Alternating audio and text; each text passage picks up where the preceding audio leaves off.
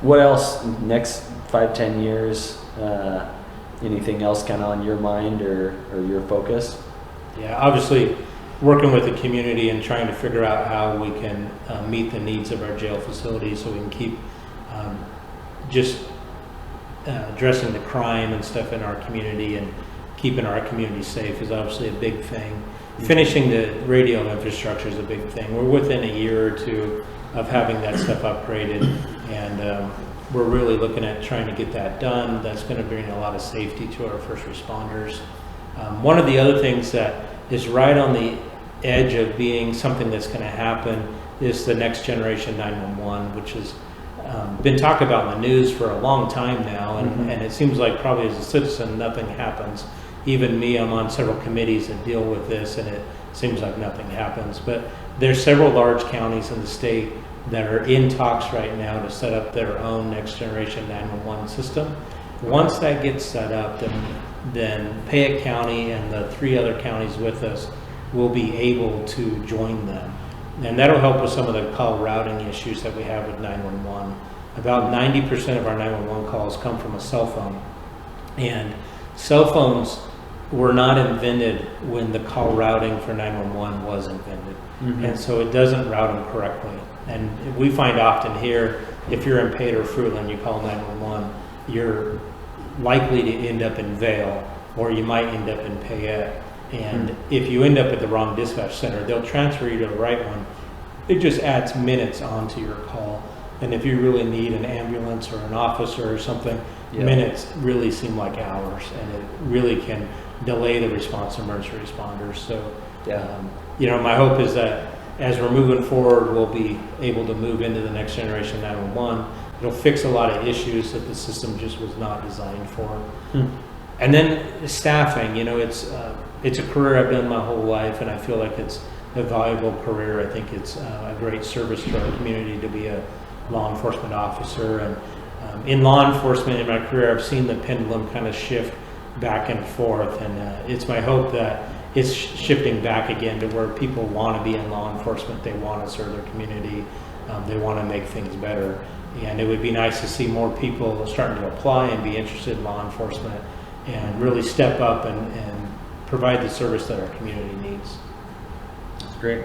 So I guess just as being a citizen and just thinking about this, full jail and not enough officers and things like that,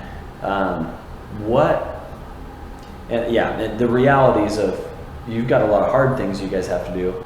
From the prevention side, what do you think can be done, or what thoughts do you have on how do you minimize crime and minimize, what does that look like? What can actually be done to help that?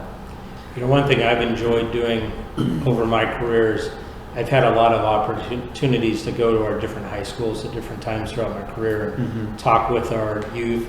And we try to get our deputies in there as much as we can to talk with them. I think for them knowing that we're just people and that we're out here serving and protecting them, and that's what our main goals are. But also to help them understand the laws that affect them. I think sometimes they don't know the different laws or the nuances to them. And when I go out and talk with them, I always try to make sure they understand that, and I answer their questions as much as I can. But that really, to me, really helps the youth know that stuff. But I also like to take time going to our Quanas or chambers or anywhere else that I can and talk with groups of adults and answer their questions as well. But one of the big ways to help reduce crime is simply by having more officers that are out just working. When you have people in our community wanting to violate the law, they will do that in areas where they feel like there's a less chance of being caught.